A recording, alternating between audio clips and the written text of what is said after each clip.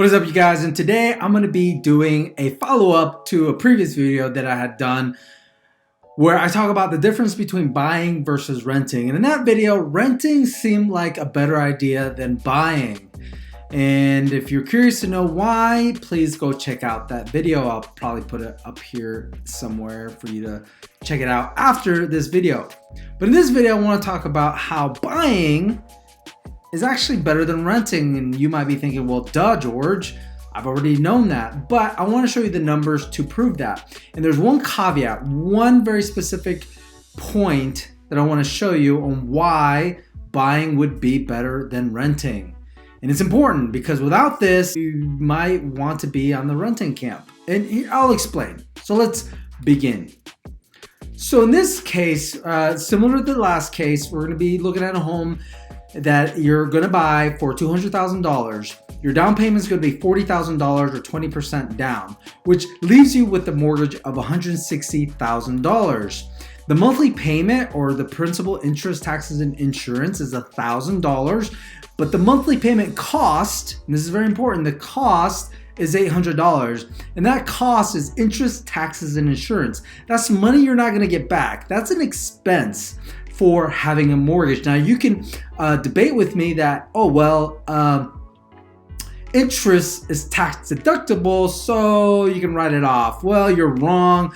Most people are not going to deduct mortgage interest because most people, 80 to 90% of people, are not going to itemize. After 2017, the standard deduction pretty much doubled. So majority of people, especially average Joes like you and me, are going to take the standard deduction because it makes more sense to. Now, moving on. Now, in this scenario, we're going to look at someone that buying a mortgage in 30 years time. So 30 years has gone by, and you've paid off the mortgage in 10 years, not 30 years, in 10 years, paying off the mortgage really early. Only have a mortgage for 10 years. And this is the key right here. The key for buying a home is paying off the mortgage as early as possible. This is where the numbers actually make sense on buying a home versus renting, and I'll show you why. Now, the home value has increased 4% annually. That's the appreciation of the home, and this is just, a standard 4%. Depending on where you live, it could be less or it could be more. But in this scenario, it's 4%. So your home is now worth $663,000 after 30 years. So you have no mortgage, right? You paid it off because you paid it off in 10 years. So your equity is $663,000. Now, we're going to subtract some things.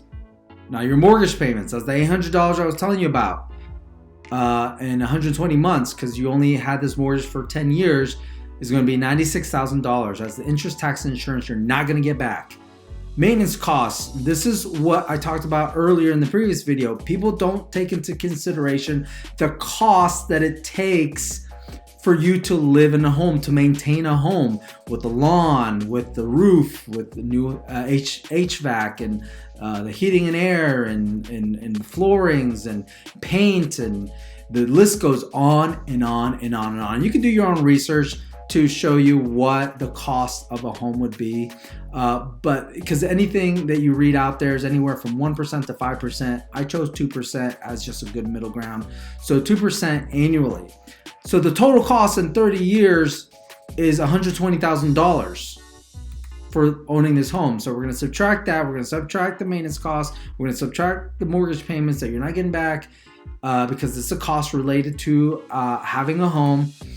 But the mortgage payments invested. So what does that mean? Is the $1,000 that you're paying on your mortgage, you're going to invest that because you paid off your mortgage in 10 years. So you have 20 years that you're going to invest that payment that you're not making to a mortgage or rent or anything. You're basically living for free. Now, yeah, you're going to pay taxes and insurance, but that's a fraction of the cost. Depending on where you live, it's very minimal to what you would pay whether renting or having a mortgage.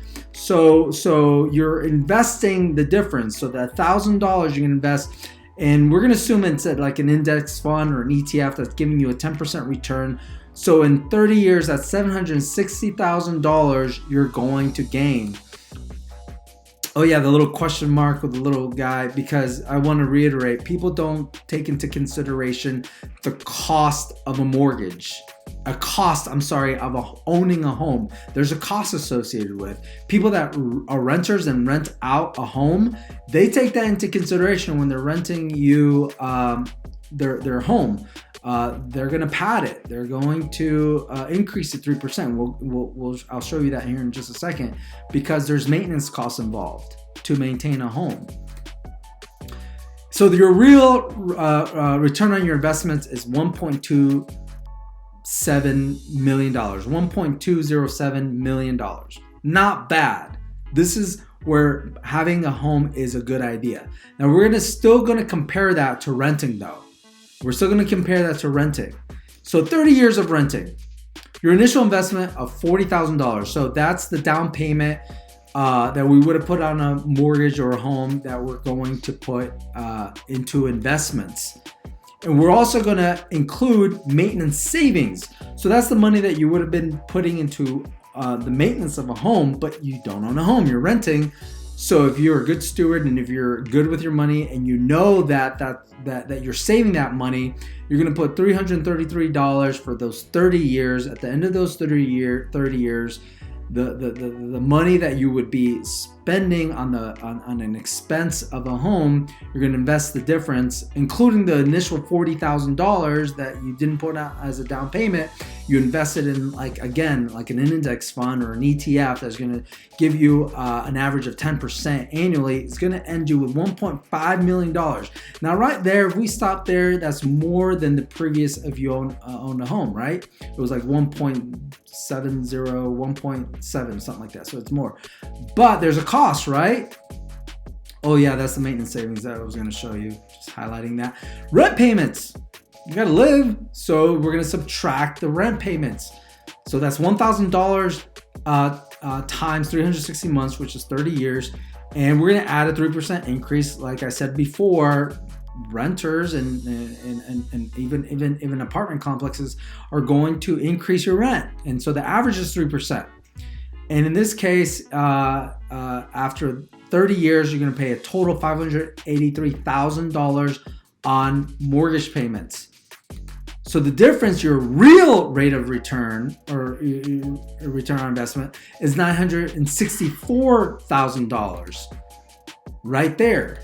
So let's take a look at the difference, right? So results after 30 years, the real rate of return is $1.2 million in buying versus $964,000 in renting.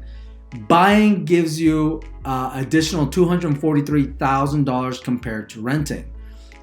So renting, if you see here, if you're invested and you were strict about investing, renting is still not a bad deal. So if you're out there and you're like, I'm never going to buy a home, I don't feel like buying a home or whatever, my circumstances does not allow me to buy a home, renting, you can still accumulate wealth. Invest it in index funds or ETFs or strong companies that you believe in for the long term. And after 30 years, you can become pretty much a millionaire if you're renting. But if you're buying, this is why everyone preaches buying, because of the equity of the home, it's growing. But the key here is to pay off your mortgage. In this scenario, it's 10 years. If you can do it sooner, 5 years, that'd be even better. But that's why people say like 15 years. That's like Dave Ramsey's all about like 15-year mortgage. Because once you pay it off, you've freed up so much cash. Cash is king, the cash flow. Guess what you do with that? You invest it. You make even more money, and then if you have a home free and clear, you could probably rent that out and make more money. So in this case, buying makes more sense. But if you hold on to your mortgage, and in my previous video, that's what most people do. They'll hold on to a mortgage for a long time, or they'll bounce from mortgage to mortgage, which is even worse. Because if you knew how the banks set up mortgages, they front load all the interest. So in an amortization table of a mortgage, all the interest is paid up front. So you're not even paying down any of the principal in the first 5 to 10 years of a mortgage. It's all interest. And I'll probably do a video on that because it's astonishing. And so what people do is they'll go from a mortgage and they'll buy a house because they're told to, because, you know, realtors and mortgage officers and bankers and anyone builders, anyone associated with home building and home purchases and home transactions make a lot of money. Realtors make a lot of money.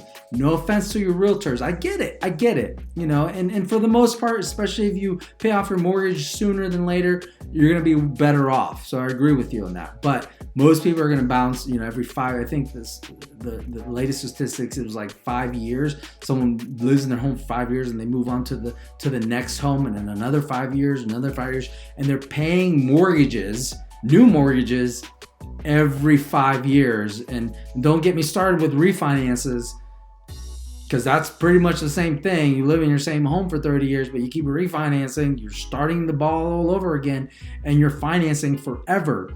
And one of your biggest potential assets. So it's not an asset if you have a lien against it, if you have mortgage against it. Now, I don't want to get into the opportunity cost of like, well, you only get 3% on your mortgage and you can invest the difference. Yeah, that's another discussion, but I get it. In this case, you'd be well better off either renting or paying off your mortgage if you're going to buy a home. We can have discussions in another video on, you know, opportunity costs, because opportunity costs is one of those things that, you know, I get it, but in reality, in real life, it could hurt a lot of people, because their opportunity cost is based on like what hypothetically could happen. And I know this is a hypothetical scenario too, but in real life, most people, you know, are bouncing from mortgage to mortgage. Anyways, I digress. I do want to talk about quickly what are the drivers on both of these scenarios. It's pretty simple. In renting, you're investing 10%, right? The $333,000 that you're not spending in the cost of a home, minus the cost of rent, it gives you a net rate of return of 7%. Again, these are averages, so they're not exact, but conversely, buying, you're investing the 20 years, right? Because you paid off the mortgage in 10 years, that's 10% return, plus the asset appreciation on your home, that's 4%, minus the cost of your home, which is 2%. So your net rate of return is 12%. So it's even more, you just get a better return. Renting is still a good idea if you are strict with investing for the long term. You don't want the hassle of maintaining a home. If renting is typically more affordable in your area, you probably won't pay off your mortgage early. You're like, yeah, I'm not going to pay off my mortgage. Maybe you should just rent, because you don't want to be those people that live from house to house, from mortgage to mortgage to mortgage, and you're paying interest and taxes and insurance each time. Might as well save the difference and just rent. And high probability of moving frequently. That was what I was talking about. You won't pay off a mortgage early because you probably move all the time and you're just traveling, or your job requires you to move from place to place to place. It's probably a better idea if you just rent and save the difference and not spend so much money on closing costs and time spent trying to find a home and property and et cetera, et cetera, et cetera. The next thing I want to talk about here is buying is a good idea if you will pay it off in 10 to 15 years, like we said. It's just better use of your money, right? You're paying off debt. No matter how low the interest rate, debt is debt, and it's going to work against you. 3%, 4% against you is going to slow down your 10, 15, whatever percent going for you. So it's just common sense to just not have debt. Renting is much more expensive in your area. That would make sense. You like the diversification of assets. You like the idea of having the peace of mind knowing that you're going to have, a home free and clear that you could probably rent at some point, or you can live in it rent free or mortgage free. And it's also part of as an asset for you in your portfolio. You can find a really good deal on real estate. If you can find really good deals on real estate, for sure, buying is a great idea. You need more space or less restrictions if you have pets or whatever. Typically, if you buy a home, you have, you can do whatever you want, right? And is a motivator for you to continue to invest in other assets. So buying is still a good idea if it's a motivator for you to continue to invest in other assets. Some people, it's like they're, like I said in my previous video, you know, it's a sense of pride, a sense of accomplishment to buy a home and then pay it off and then live in it. It's becoming more rare, I believe, but it could help you get you into the wealth building journey. So definitely go for it. But again, renting is not always bad, and the numbers show that it's still good if you're strict with your investing and you know what you're doing and you're going to build wealth regardless. So that's all I have for this video. Hopefully you got something out of it.